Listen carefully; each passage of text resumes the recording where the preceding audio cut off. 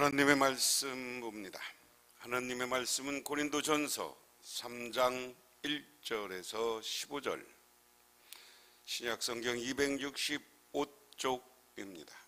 형제들아, 내가 신령한 자들을 대함과 같이 너희에게 말할 수 없는 육신에 속한 자 곧 그리스도 안에서 어린아이를 대함과 같이 하노라. 내가 너희를 젖으로 먹이고 밥으로 아니하였노니 이는 너희가 감당하지 못하였음이거니와 지금도 못하리라. 너희는 아직도 육신에 속한 자로다. 너희 가운데 시기와 분쟁이 있으니 어찌 육신에 속하여 사람을 따라 행함이 아니리요. 어떤 이는 말하되 나는 바울에게라 하고 다른 이는 나는 아볼로에게라 하니 너희가 육의 사람이 아니리요. 그런즉 아볼로는 무엇이며 바울은 무엇이냐? 그들은 주께서 각각 주신 대로 너희로 하여금 믿게 한 사역자들이니라.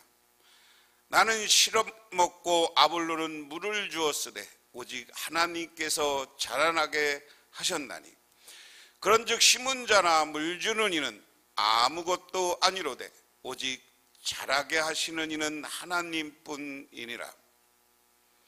심은 이와 물 주는 이는 한 가지이니 각각 자기가 일한 대로 자기의 상을 받으리라. 우리는 하나님의 동역자여 너희는 하나님의 발이요 하나님의 집이라.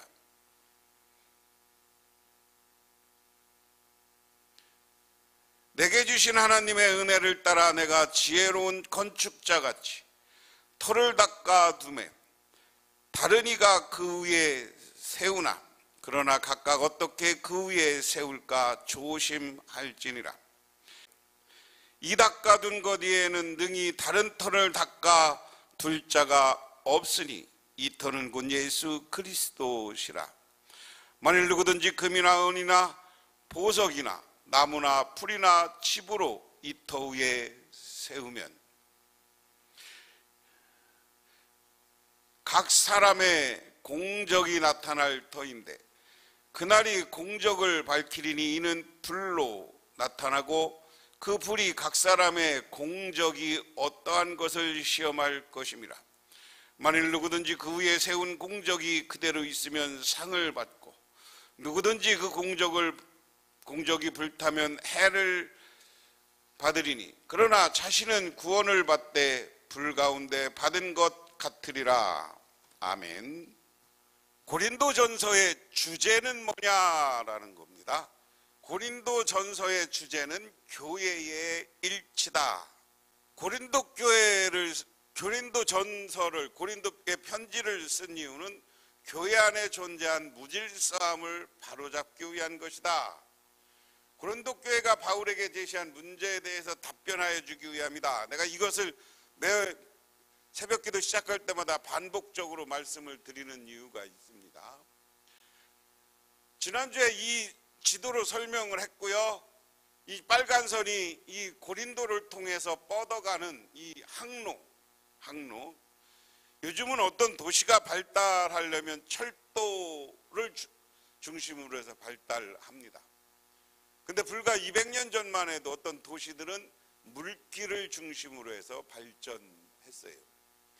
그리고 고린도 교회가 어디 있느냐라는 겁니다. 고린도라는 도시, 아테네라는 도시는 이렇게 서로 마주보고 있는 도시고요. 여기에 조금 이어졌는데 육로로도 갈 수 있지만 바닷길로도 갈 수 있고요. 그래서 이쪽에 고린도 운하를 파서 이 로마까지 가는 길을 만들었었다. 이렇게 말씀을 드렸습니다. 고린도 교회를 생각하면 우리 누가 에베소에서 지금 바울이 있는 장면입니다. 이 그림은 누가 그림으로 잘 표현을 했는데요. 고린도 교회 사람들이 맨날 서로 싸운다고요 하는 겁니다. 고린도 교회 문제는 뭐냐? 고린도 교회에서 맨날 싸워. 사도 바울이 에베소에서 그런 말을 들었어요. 그래서 사도 바울은 싸우지 마. 우리는 하나야 하는 겁니다. 우리는 하나야 하는 겁니다. 우리는 하나예요. 하는 겁니다. 그래서 오늘 이것을 중심으로 해서 오늘 고린도전서 3장 말씀을 하나하나 살펴보도록 하겠습니다. 우리가 머릿속에 지금 전제를 둬야 되는 건 고린도 교회가 싸우고 있는데 이것은 뭐냐? 우리는 다 하나님의 동역자다라는 생각을 해야 된다. 그래서 오늘 말씀의 제목을 우리는 하나님의 동역자라는 제목으로 말씀을 시작했습니다. 그러면 오늘 고린도 교회의 모습은 뭐냐? 오늘 1절, 2절 말씀해 보면 고린도 교회의 미성숙한 모습 그랬습니다. 형제들아, 신령한 자들을 대적함과 같이 너희에게 말할 수 없어서 육신에 속한 자 그리스도 안에서 어린아이들을 대함같이 하노라. 내가 너희를 젖으로 먹이고 밥으로 아니하였노니 이는 너희가 감당치 못하였음이거니와 지금도 못하리라. 사도 바울이 오늘 고린도 교회를 향해서 뭐라고 하냐? 이것을 세 번역으로 보면 형제, 자매 여러분에게 영에 속한 사람에게 하듯이 말할 수 없고 육에 속한 사람, 곧 그리스도 안에서 어린아이 같은 사람에게 말하였습니다. 나는 여러분에게 젖을 먹였을 뿐 단단한 음식을 먹이지 않았습니다. 그때 여러분은 단단한 음식을 감당할 수 없었습니다. 사실 지금도 여러분은 그것을 감당할 수 없습니다 하는 겁니다. 한 교인이 교회에 오면 한 교회에 우리가 입교인이라고 해요. 입교인이 교회를 들어오면 교육을 하죠. 이것을 우리는 양육이라는 표현을 요즘 많이 씁니다. 양육.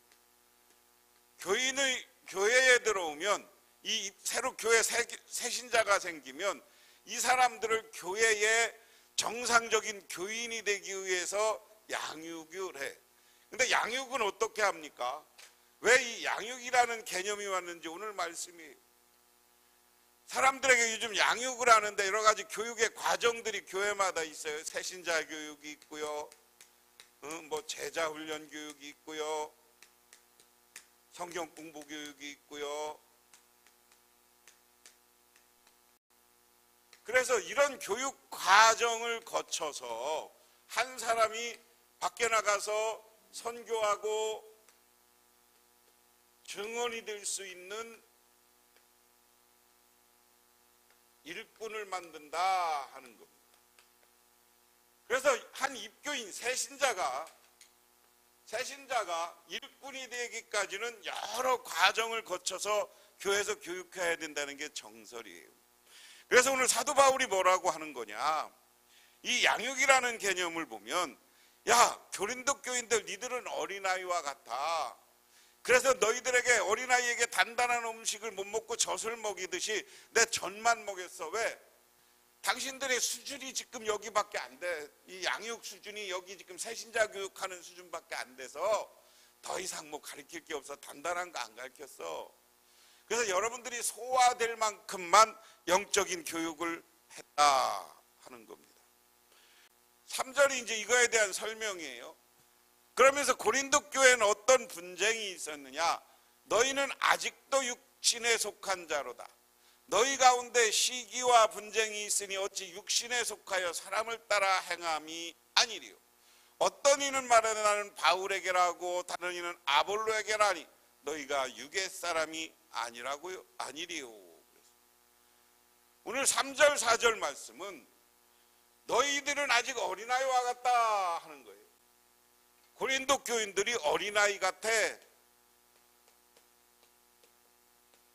그래서 나는 너희들에게 단단한 음식을 못 먹이고 젖먹이밖에 안 됐어 그러는 거예요. 젖먹이 정도밖에 안 줬어.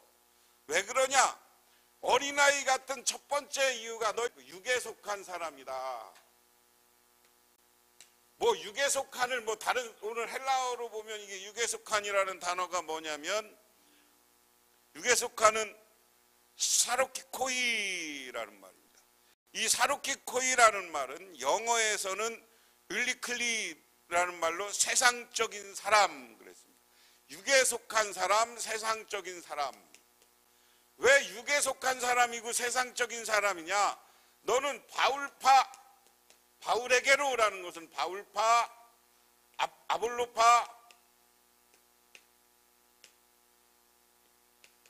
이렇게 바울파, 아볼로파로 나누어서 늘 싸우고 있다. 그래서 이렇게 다투는 사람들은 세상에 속한 사람이요 육에 속한 사람이다.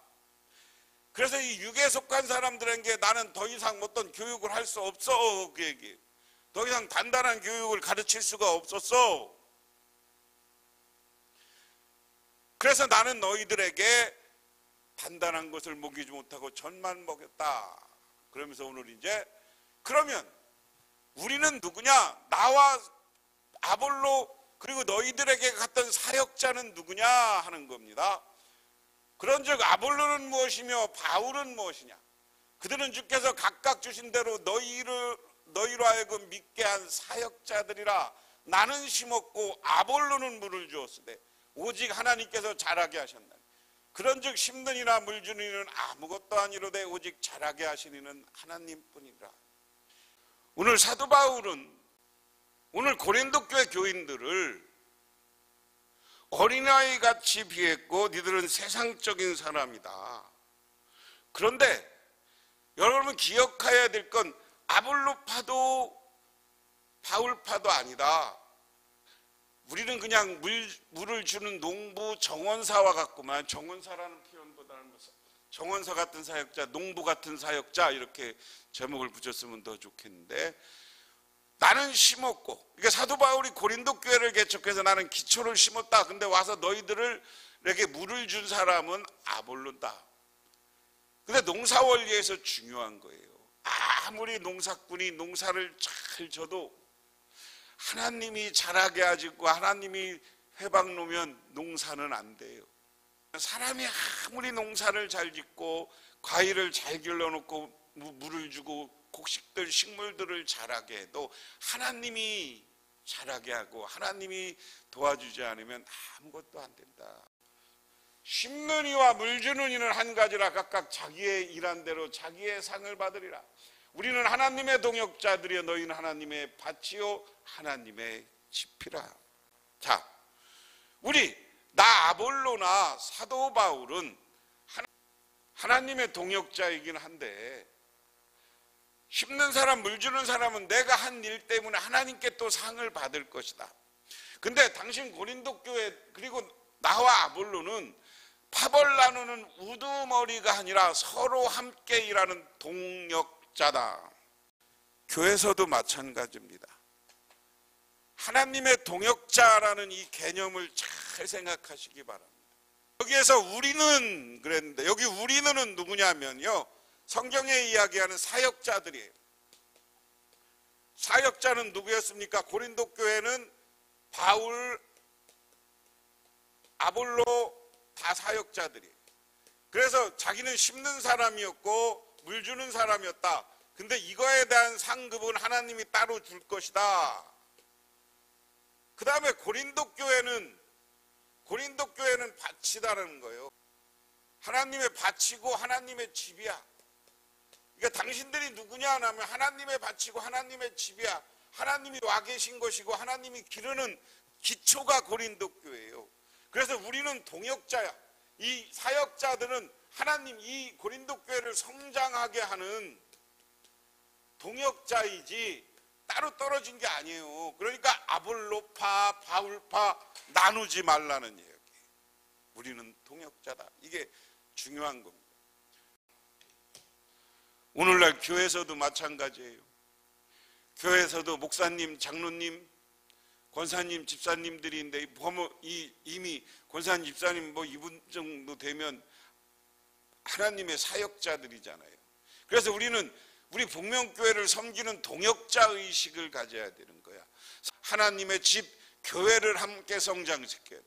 이 교회는 현대사회는 온 세계, 온 누리가 하나님의 밭이고 하나님의 집이에요.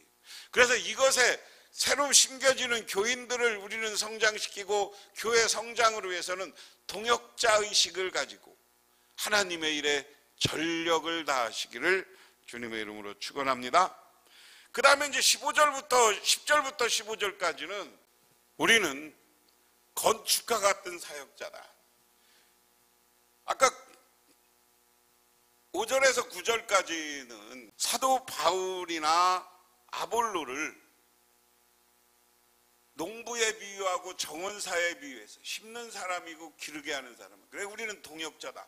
오늘 이 다음 얘기는 우리 사역자는 건축가 같다. 건축가의 비유를 합니다. 그래서 내게 주신 하나님의 은혜를 따라 내가 지혜로운 축자와 같이 터를 닦아 그랬습니다. 이것이 좀 말이 좀 어려우니까 새 번역으로 보면 나는 하나님께서 나에게 주신 은혜로 지혜로운 건축자와 같이 기초를 놓았습니다. 그런데 다른 사람들이 그 위에다 집을 짓습니다. 그러나 어떻게 집을 지을지 각각 신중히 생각해야 됩니다. 아무도 이미 놓은 기초이신 예수 그리스도밖에 다른 기초를 놓을 수 없습니다. 누가 이 기초 위에 금이나 은이나 보석이나 나무나 풀이나 집으로 지으면 그에게 따라 사람의 업적이 드러날 것입니다. 그날에 그것을 환히 보여줄 것입니다. 그것은 불에 드러날 것이기 때문이다. 불이 각각 사람들의 업적이 어떤 것인지 검증할 것입니다. 교회를 건축자로 개념하는데 교회를 건축에 비유하면 기초다. 이 기초는 예수 그리스도밖에 없다는 거예요. 이 기초는 예수밖에. 이 기초 위에 뭐를 세울 것이냐?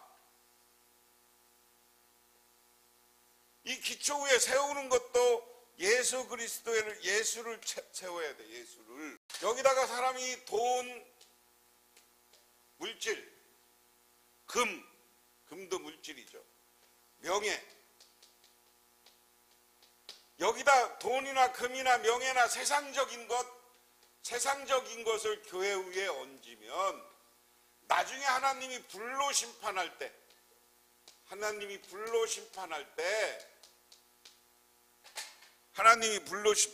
그게 드러난다. 그래서 하나님이 이 기초 위에 세워진 예수 그리스도는 그냥 두지만 내가 세운 돈이나 금으로 교회에다 자꾸만 터 위에다 무엇을 세우면 하나님은 마지막 불로 심판 때 그것을 검증해서 그것이 14절에 어떤 사람이 만든 작품이 그대로 나면 그는 상을 받을 것이요 어떤 사람이 작품이 다 타버리면 그는 손해를 볼 것입니다. 그러나 그 사람은 구원을 받을 그만 불 속에 헤치고 나오듯 할 것입니다.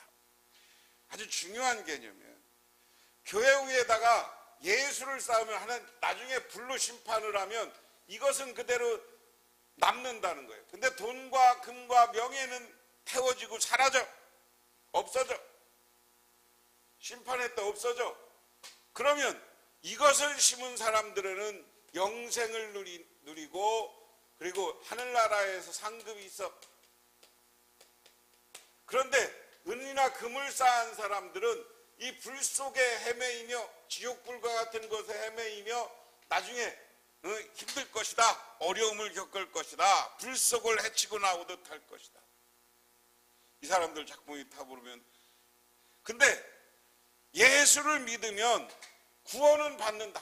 구원은 받는데 불 속에서 헤어져 나와서 어려움을 겪다가 간신히 구원을 받게 될 것이다 하는 겁니다.